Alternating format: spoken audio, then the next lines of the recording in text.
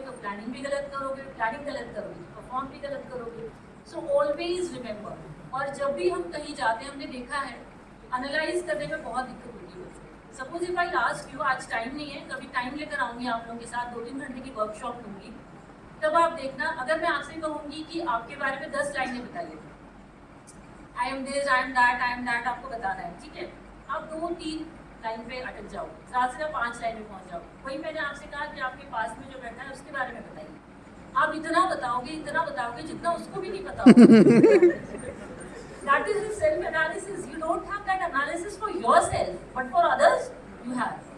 So analyze करना बहुत important है, क्योंकि क्या होता है जब आप एनालाइज करते हो ना तो ऑनेस्टी से हम नहीं कर पाते। ये थोड़ा सा हमारे प्रॉब्लम होता है, हम एक्सट्रीमिटीज पे जाते हैं। सपोज अगर कई बच्चे होते हैं वो अगर इंफीरियरिटी कॉम्प्लेक्स में हैं तो ऑलवेज देख अरे मेरी गलती थी, मैंने ऐसा किया ना इसलिए ऐसा हो गया। और जो लोग एक्सट्रीमिटीज में होते हैं नेक्स्ट साइड में उनका ये होता है कि मेरी कोई गलती नहीं, मैं तो जैसा करता हूँ वैसे करा, सामने वाले की गलती।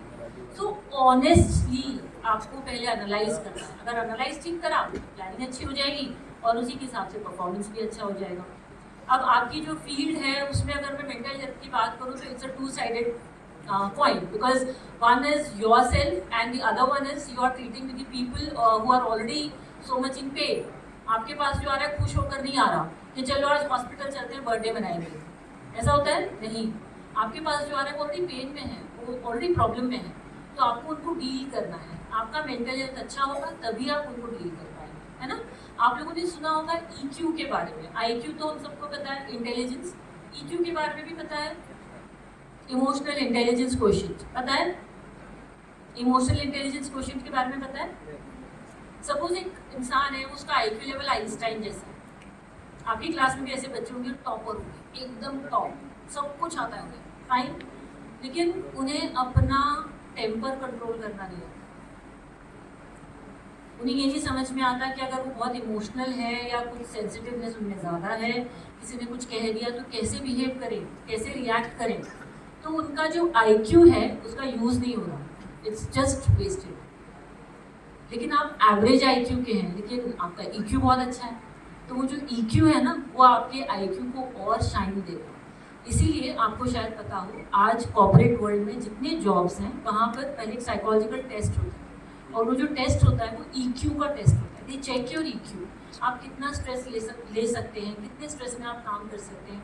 सपोज घर में कोई इशू चल रहा है फिर भी आप जॉब पर आकर कितना कॉन्सेंट्रेट करके काम कर पा रहे हैं, वो उनकी कंपनी के लिए फायदेमंद है। अगर आप घर के प्रॉब्लम्स यहाँ ला रहे हैं, यहाँ के प्रॉब्लम्स घर ले जा रहे हैं, तो आप दोनों ही स्फेयर में कुछ भी नहीं कर पाएंगे। तो that is why EQ is very important and you should work on this, क्योंकि आप जिस माहौल में काम कर रहे हैं उसमें आपको बहुत स्ट्रॉन्ग होने की ज़रूरत है। आप 4 लोगों से मिलते हैं, आई टेल यू रिसेंटली मेरी ग्रैंड माँ है, 90+ है वो, और मैं महाराष्ट्र की हूँ, तो वो भी बाई चांस ही आई थी किसी की फ्यूनरल को अटेंड करने और वो गिर गई, और 90+ है तो हड्डी टूट गई, सर्जरी हुई, रॉड डली, everything was there and she was very much panic about it, because उन्होंने आज तक भी इंजेक्शन भी नहीं लगाया। She is touch with very healthy, बहुत स्मार्ट और बहुत हेल्दी लेडी है। अब वो जब हॉस्पिटल में थी, यहाँ पर एक कोई कैलाश हॉस्पिटल है, वहाँ पर शी वाज एडमिटेड, वहाँ पर डॉक्टर्स भी काफ़ी अच्छे थे, वहाँ पर एक हेड स्टाफ जो नर्स होता है वो हेड स्टाफ जो थे वो थी, वो इतना स्माइल करके आते थे, और हम इतनी प्रॉब्लम में होते रहे, कहते थे नहीं ये चिल्ला रही हैं, ये रो रही हैं, बस कि अरे सब ठीक हो जाएगा, डोंट वरी, और वो उनसे इतनी प्यारी प्यारी बातें करते थे और वो खुश हो जाती थी। और जब उस समय राखी का टाइम था, नियर अबाउट राखी थी कहीं पर, तो she was under that anaesthesia, उनको थोड़ा होश कम था, तो शी वॉज लाइक कि तुम मेरे भाई हो, I be tying your rakhi, and then वो जब यहाँ से गई 20 दिन बाद ठीक होकर, तो लिटरली उन्हें राखी बांध दी। तो आपका ये रूल है, आप लोगों को इतने अच्छे से ठीक कर सकते हो जो दवाइयाँ भी नहीं कर सकती। Even I was admitted at the time of corona, मुझे कोरोना हुआ था, मैं एडमिट थी हॉस्पिटल में, I was very much worried क्योंकि फैमिली से दूर थे, घर की चिंता थी, सब कुछ था। मगर वहाँ पर एक मैंने देखा था, एक बहुत यंग लड़का था, वो शायद 24-23, उसको खुद को फीवर आता था, लेकिन वो PPT किट पहनकर आता था, ट्रीटमेंट देता था, and used to talk to me कि आप घबराइए मत ma'am, everything will be very fine, सब ठीक हो जाएगा।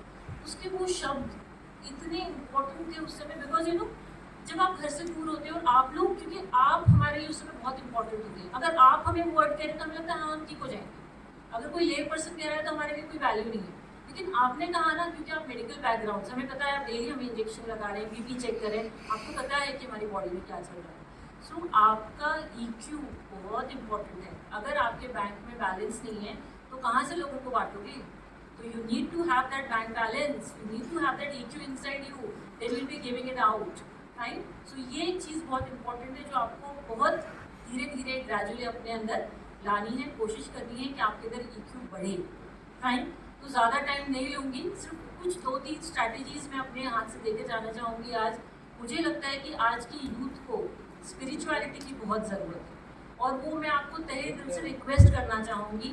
मेरे 2 बेटे हैं, आपकी ही उम्र के हैं, they both are in engineering. मैं उनसे भी कहती हूँ और मैं उनसे भी ये चीज़ हमेशा जिद करती हूँ इस चीज़ की कि स्पिरिचुअली कनेक्ट हुई।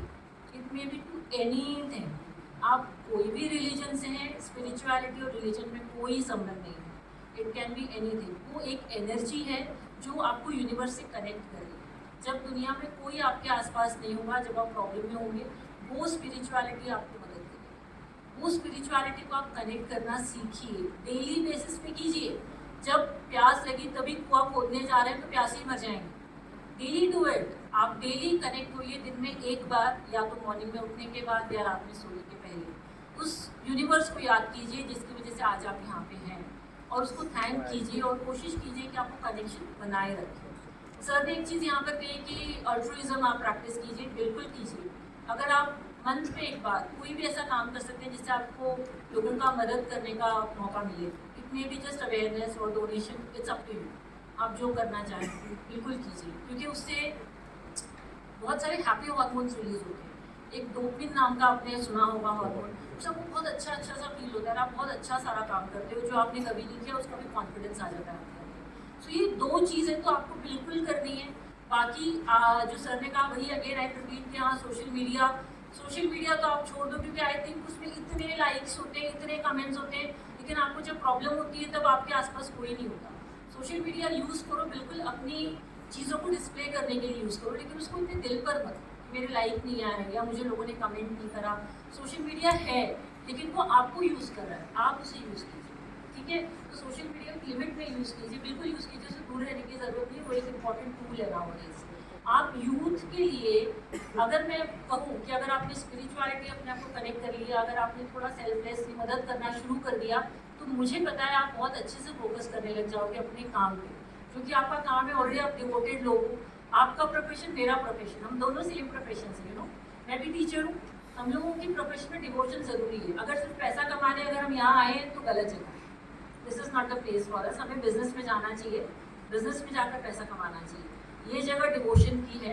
यस, पैसे तो चाहिए क्योंकि जिंदा भी तो रहना है, तो पैसे भी कमाएंगे, लेकिन किसी का गलत करके नहीं, इतना ही काफ़ी है। तो ये डिवोशन जो है आपके अंदर, ये बनाए रखिए और कोशिश कीजिए कि इस डिवोशन में आप 4 चांद लगा पाएँ। आपकी जो भी ड्यूटी है 100% कीजिए उसको। ज़रूरी नहीं है कि हम हर चीज़ कर पाएँ, लेकिन कम से कम जो कर रहे हैं वो फोकस से करें, right? So these are some normal things I say जो मैंने आज आपके साथ शेयर की है। और ऐसी बहुत सारी चीज़ें हैं जैसे कि सबकॉन्शियस माइंड का पावर है, जो कि बहुत इम्पॉर्टेंट है, बहुत ज़्यादा इम्पॉर्टेंट है। आप सबको पता होगा कि आप लोग गाने याद कर लेते होंगे, आप लोगों को एडवर्टाइज की टैगलाइंस याद हो जाती है। आप लोगों ने नोट्स बनाए कभी गानों के या डायलॉग्स के, कभी आप लोग लिख के रखते हो? कैसे याद हो जाता है? आपका सबकॉन्शियस, आपका सुप्रा कॉन्शियस माइंड आपको ये सारी चीज़ें याद दिला देता है। तो आपका सबकॉन्शियस माइंड सब चीज़ रिकॉर्ड कर रहा है और उसको कोई फिल्टर नहीं है। तो ये सबकॉन्शियस माइंड का एक पावर होता है, उस पर कभी मौका मिला तो talk to you about it, how you can use it. It is really very important. अगर आप सुप्रा कॉन्शियस माइंड को काम करने पे लगा दो तो आप जहाँ हो कहीं, मतलब इतनी ऊंची लेवल पर पहुँच जाओगे आपको पता भी नहीं चलेगा। जैसे हम लोग कहते हैं कि कंपनी अच्छी रखो, क्यों कंपनी अच्छी रखनी चाहिए?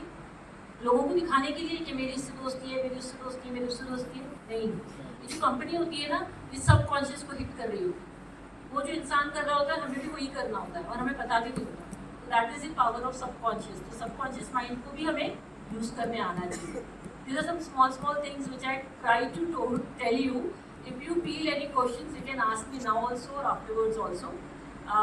Baki, thank you so much. I enjoyed today's vibes here, and I would love to be here much more times with you now. Thank you so much.